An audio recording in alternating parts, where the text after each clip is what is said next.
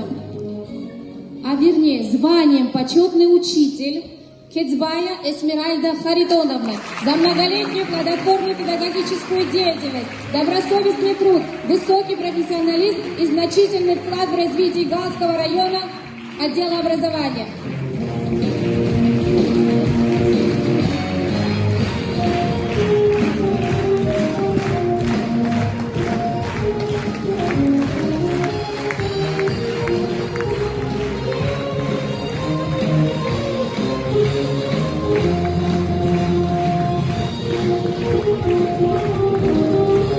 Званием почетный учитель награждается Агумова Ямзе Хутаевна.